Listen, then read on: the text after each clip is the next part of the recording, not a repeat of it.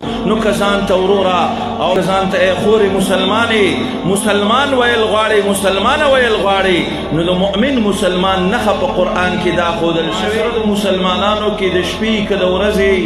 په هر موقع باندې هر یو مسلمان نارینه وي که زنانه د خپل ایمان د تقاضې د وجې ما انزل الله تابعدارۍ ته نور خلق رابلي نو عزتمندو داسې ګمراهۍ او فتنې نن سبا راغلي دي چې هغه نور عوام خلک خو څه کې هغه دین ته منسوب خلک دا یو لوی د اعتراض او د بدنامۍ یو نښه او علامه خلکو ته ښکاره کوي چې رسول ته د قرآن تابعدارۍ ته د رسول الله فرمان تابعدارۍ ته رابلي نو دنه بل غټ ګمراه نشته. یقینا دا خبره د ده په خپل ګمراه کېدو باندې یو لوی دلیل دی. د الله عز وجل موږ تاسو ته دعوت دی چې د الله د وحي د پیروکار ځان نه جوړ کړو او د الله حبیب هم دعوت د قرآن و سنت طاعت ته ورکړی او موږ تاسو ته دا یو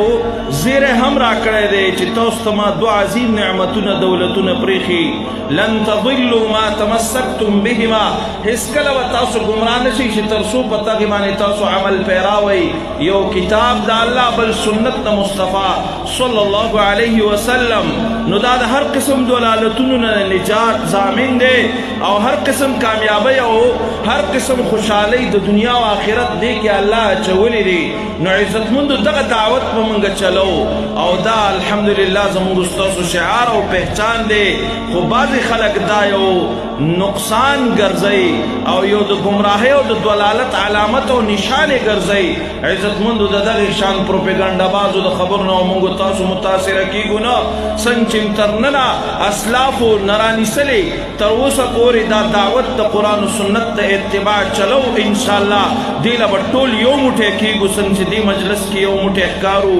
دغه شان به دا دعوت د دنیا کونې کونې ته انشاءالله رسو په خپله به هم د الله د وحي اتباع خپلو او نور به هم دې ته متوجه کوو او دې باندې چې څوک اعتراض کوي نو دغه اعتراض کوونکی د خپل ځان وګوري چې د الله د کتاب په آیاتو کې زه په کوم ځای کې ولاړ یم. د الله د کتاب آیات دلالت کوي چې ګوره اهل کتاب یهودو ته دعوت ورکړی شو چې تاسو ما انزل الله پسې لاړ شئ نو هغه وخت کې هغوی ویلو بل هغوی ویلو نؤمنو بما انزل علینا چې موږ ایمان صرف په هغه وحي لرو چې کوم موږ ته راغلی. الله عز وجل د دې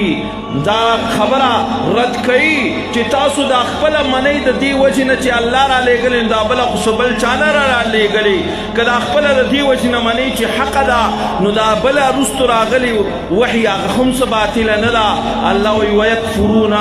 او دی کفر کوي په هغه وحي چې کوم وروستو راغلی ده بیا فرمایي چې دی حقیقت کې خپله وحي منلو لم تیار نه دي. فلم تقتلون انبیاء الله من قبلو که واقعي تاسو د الله عز وجل وحي تورات منلې نو انبیاء علیهم السلام هم ولې وجل ولې د هغې د وجلو تاسو ته په دغې کې اجازت درکړی شوی خو خپله هم نه منئ دروغ وایي. منافقان خلک هم وو چې دعوت د